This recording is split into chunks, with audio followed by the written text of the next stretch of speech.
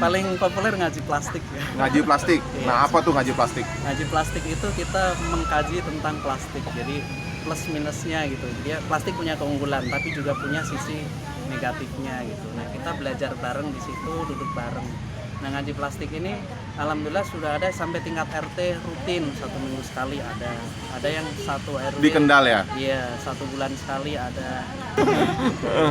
Yang penting kita nih tahu nih sama-sama komunitas kerdus seperti apa dan apa yang sudah dilakukan oleh komunitas kerdus sehingga banyak memberikan inspirasi bagi komunitas-komunitas lainnya. Karena saya dengar juga banyak komunitas yang telah lahir yang awalnya nih dari komunitas kerdus gitu.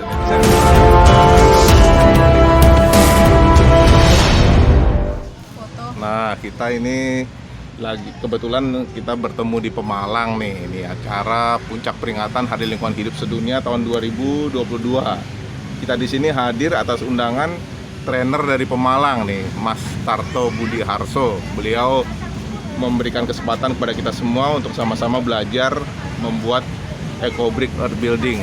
Nah, ini kebetulan ini ada beberapa peserta dan ini ada dari komunitas kerdus. Nah, bisa perkenalkan diri dulu nih, Mas. Dengan Mas siapa? Nama saya Imanuddin. Mas Imanuddin Salah dan satu relawan komunitas kerdus, ini ketua. ya. Saya Umi Khalifah dari komunitas kerdus. Ya. Nah, ini kita semua nih sudah lama dan sering mendengar nih mengenai komunitas kerdus. Nah, sudah banyak sekali gerakan dan kegiatan yang sangat menginspirasi nih dari komunitas kerdus. Bisa jelasin sedikit, bagi-bagi informasi, wawasan mengenai apa sih komunitas kerdus itu? Ya, sama aja. Yang penting kita nih tahu nih sama-sama komunitas kerdus seperti apa dan apa yang sudah dilakukan oleh komunitas kerdus sehingga banyak memberikan inspirasi bagi komunitas-komunitas lainnya. Karena saya dengar juga banyak komunitas yang telah lahir yang awalnya nih dari komunitas kerdus gitu. Dan bisa jelasin dikit nggak? Oke, kalau gerakan kita komunitas kerdus pada dasarnya ada 8 gerakan besar ya. Nah, yang pertama eco-brick itu yang terbesar karena di situ memang ada datanya gitu. Di eco-brick ada datanya sehingga bisa terdata.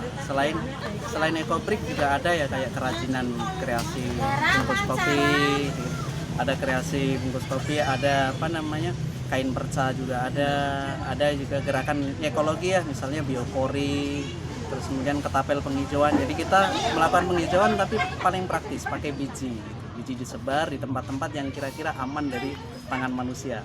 Wah, ini sesuatu yang baru bagi kita mungkin mendengar.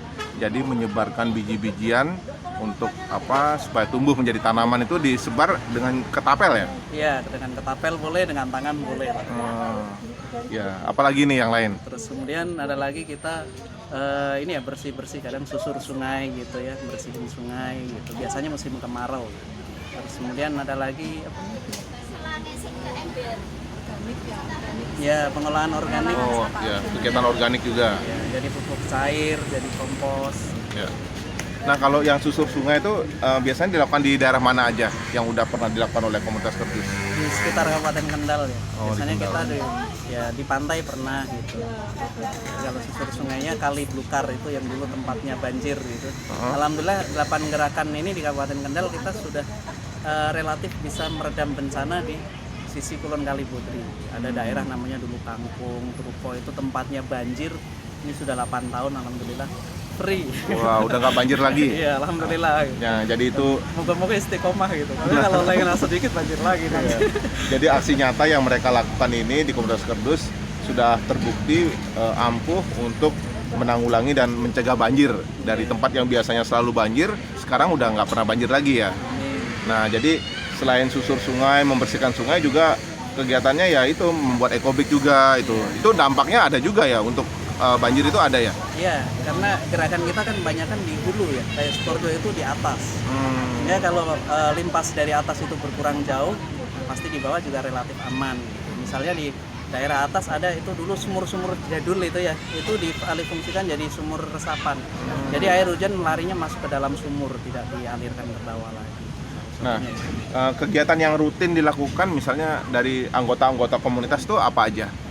Iya. Biasanya nih yang teman-teman yang di komunitas kerdus nih kan mereka ada kegiatan mandiri yang mereka lakukan sendiri, mungkin dengan lingkungan sekitarnya, dengan masyarakat sekitarnya, itu apa aja? Soalnya saya dengar tuh banyak banget gitu. Iya.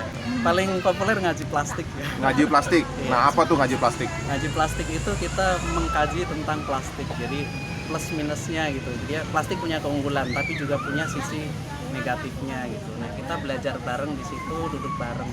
Nah, ngaji plastik ini alhamdulillah sudah ada sampai tingkat RT rutin 1 minggu sekali ada. Ada yang 1 RW Di Kendal ya? Iya, 1 bulan sekali ada. Ada yang 1 kecamatan rolling antar kelurahan 1 bulan sekali itu ada. Iya. Nah, komunitas kerdus ini sendiri berdirinya kapan ya? Kalau kerdus berdiri tahun 2009 ya. Jadi kita mulai ke ekologi baru di 2015. Sebelumnya? Sebelumnya lebih ke kerajinan gitu. Oh, apa aja tuh kerajinannya? Kerajinannya biasanya pas bungkus kopi kayak itulah. Oh iya, iya. Yang tren waktu itu ya bungkus kopi. Masih dilakukan itu? Masih sampai sekarang. Oh. Jadi kita Kerajinan salah satunya ya. nah ini bro. Oh, bros ini ya. Jadi kita punya ini 6 komunitas anak ya. Apa itu? Yang pertama komunitas ekobrik. Ekobrik. Ya, terus yang kedua kreasi bungpi. Kreasi? Kreasi bungpi. Jadi bungkus kopi termasuk saset ini Ya. jadi tas, jadi tiker, jadi macam-macam. Kemudian konsorsian itu khusus organik. Konsorsian. Iya, komunitas konsorsian itu khusus organik jadi pupuk cair, kompos itu di situ. Kemudian ada Siva Buana. Siva Buana itu lebih ke penghijauan, yang ketapel penghijauan, susur sungai, termasuk biopori itu di situ Siva Buana. Kemudian apa sih Nak? Kreasi. Gazebo Floris. Gazebo Floris. Gazebo Floris itu bikin bunga dari kresek ya, dari plastik itu dibikin plastik bekas ya, dibikin bunga dan kerajinan. Terus kemudian komunitas lampion hias. Apa tuh komunitas Jadi lampion hias? itu dari peralon bekas, peralon plastik, PVC apa itu dirompak jadi lampu-lampu hias. Jadi lampion. Iya, iya. Alhamdulillah itu tidak laku di dalam negeri tapi justru lebih sering membelinya dari luar negeri. Oh, dari mana tuh?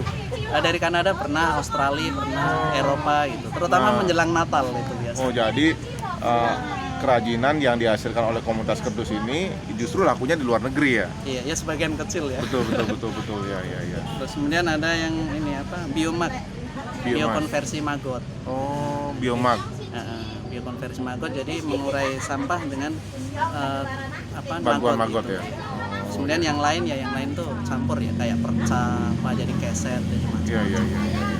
Nah, saya dengar juga nih kan komunitas kerdus ini adanya di Kendal ya. Nah, tapi banyak juga anggota dari luar Kendal justru jadi anggota di komunitas kerdus ya. Itu mereka memang tinggal di Kendal atau memang gimana tuh ceritanya? Ceritanya dulu dari workshop online ya. Oh, jadi komunitas Kendal ini ngadain workshop online. Iya. Workshop apa tuh? Workshop Zero Waste. Oh, Zero Waste. Zero Waste, workshop Zero Waste itu awalnya kan tatap muka, terus karena pandemi kita geser online. Iya. Nah dari online itu ternyata peminatnya dari seluruh Indonesia, di seluruh Indonesia dan kemudian tersebar. Nah untuk basicnya memang untuk Zero Waste itu kita lebih ke ini ya, plastik sama organik. Iya. Gitu. Alhamdulillah untuk yang luar Jawa ada ya yang kuat itu di Lampung sama di Kalimantan Tengah. Oh. Ada Mbak Devi sama Bu siapa? Bu Octavian Temala itu juga sudah trainer GEA di Lampung. Di Lampung. Iya. Iya. Kemudian kalau di Jawa sendiri ya tersebar di mana-mana ya. Iya. Nah, kalau misalnya nih teman-teman yang lain nih pingin tahu lebih dekat tentang komunitas kerdus ini, boleh dong mampir ke tempatnya. Di markasnya di mana? Iya. Well, kita welcome sekali ya, tinggal pilih konsorsian di Kendal banyak sekali mau titik yang mana gitu. Jadi banyak tempat yang bisa dikunjungi di Kendal ya? Iya.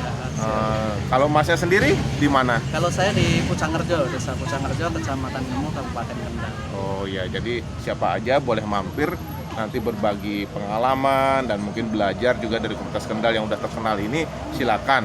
Siap. Selalu welcome ya. Siap. Nah, mungkin ada pesan sedikit nih untuk komunitas-komunitas yang bergerak di bidang lingkungan nih, untuk teman-teman dari daerah lain, mungkin ada pesan sedikit nggak? Kalau kita pengennya ayo kita bareng-bareng, kita berkolaborasi gitu. Sehebat apapun gitu ya kita gitu atau kami itu pun tidak bisa sendiri, kita harus bergandengan saling menguatkan satu sama lain gitu.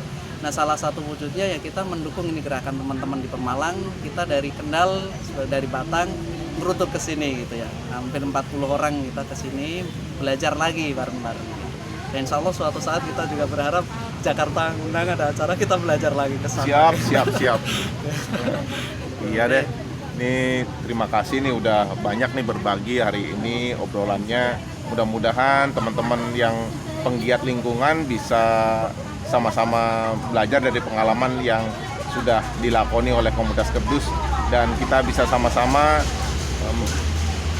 bergiat dan menyelamatkan lingkungan ya. Amin. Ya deh, makasih ya Mas ya. Sampai jumpa lagi dan tetap semangat. Salam lestari. Ya, salam lestari. Ya, salam makasih. konsorsium. Ya.